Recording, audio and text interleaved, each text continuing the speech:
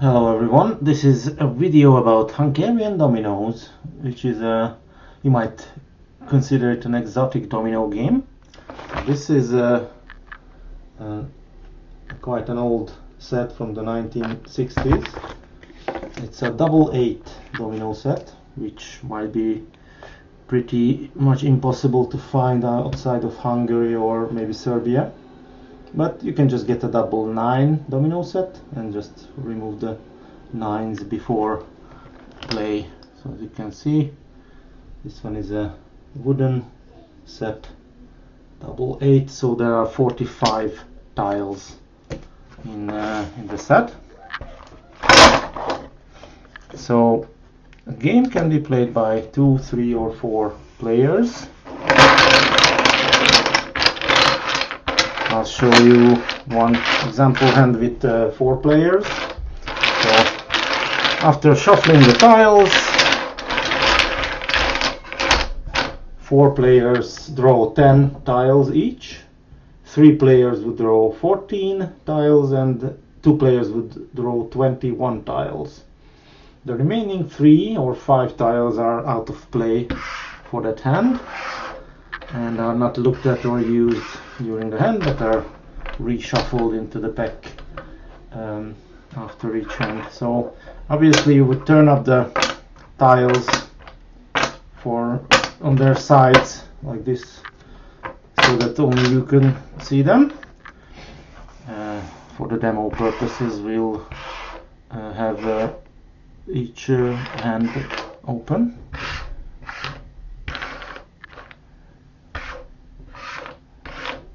So the remaining 5 tiles are often stacked, just as a reminder that they are out of play, and they just put to the side. The first hand in a session is started by the highest double in play, a double 8 if it's in play, or double 7 and so forth, depending on what tiles are out of play. And subsequent hands are started by the winner of the previous hand. The game is for individual goals, so there are no partnerships even in the 4-player game.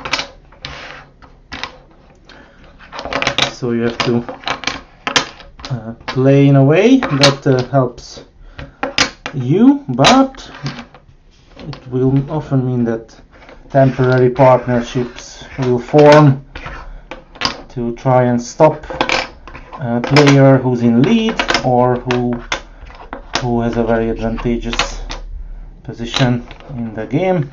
For example, the player on lead in each hand obviously will have an advantage, so unless the player on lead passes, then they will win, because they will run out of tiles before anyone else. It's a simple block game, so it means that if you cannot play a matching tile that would match the layout, you just simply pass or say go.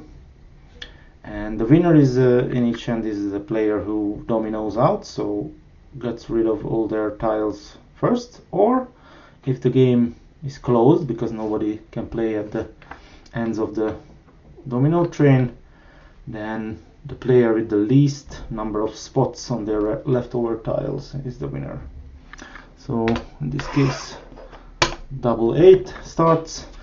The direction of play you can choose freely. Counterclockwise would be probably most commonly used in Hungary, but it can be clockwise, it really doesn't matter. Now the dominoes are matched or put next to each other in a fashion that might be alien to you. So in like a Western domino game it would be like this, but in Hungarian dominoes the matching ends of the tiles touch by their sides, because there are no spinners in Hungarian dominoes. Spinners are double tiles that would spawn multiple arms other than just 2. So there's no such thing in Hungarian dominoes, so the doubles are just played like any other tile. So as the game goes around, you play a matching tile if you can, If you cannot play one, then you pass. And if as you progress through the hands and you want to make a turn, because let's say you're near the edge of the table or a hand of a player, then you can make a turn like this. So you always have to just look out for the halves of domino tiles that stick out and you match to that. So you match to this one, then the next one goes like here, and so forth. If you wanna, this one cannot turn, so this player will pass. They have no eights. I can do this. Let's see, and you can zigzag around in a similar fashion. You always look out for the tiles, the half tiles that stick out. So you continue this until nobody can play any tiles anymore, or if one of the players get rid of all their tiles, and then that's the winner. As I mentioned, if you have the least amount of spots left in hand, you are also considered to be a winner if it's a blocked game. Then what you would do is you would write up on a piece of paper or a slate. If you won with a blocked game, then you get 1 mark, 1 stroke. If it's a domino, so you got rid of all your tiles, then it's 2 strokes. So getting rid of all your tiles is doubly scoring.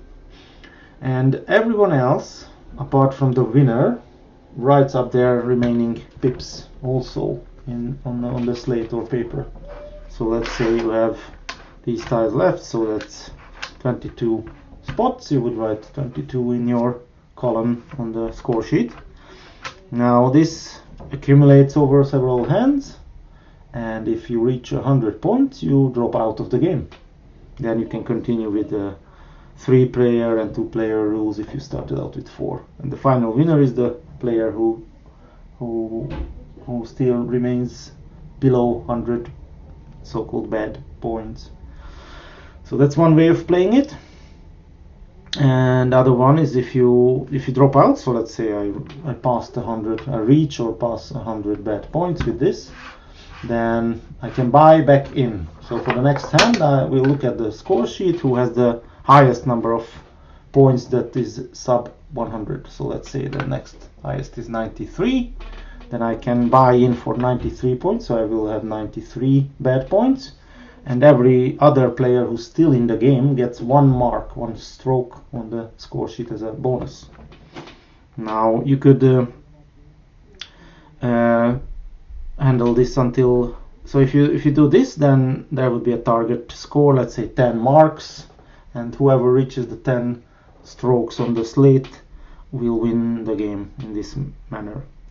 Now if one player is close to winning and somebody drops out, and the buyback stroke would mean that a player or 2 players would reach that target mark score, then you could either do that and then the game ends there, or the player buying in can just settle between the others in chips. And one more edge case, if it's a blocked game and more than one player has the least amount of pips in leftover tiles, then there would be no real winner. So let's say 2 players have 8 spots left over, then there's no real winner, so nobody gets a mark on the slate or the paper, but you still would write down the bad points for the other players who have more spots. And in that case, the next hand would be started again by the highest double in play. And that's about it. Thanks for watching.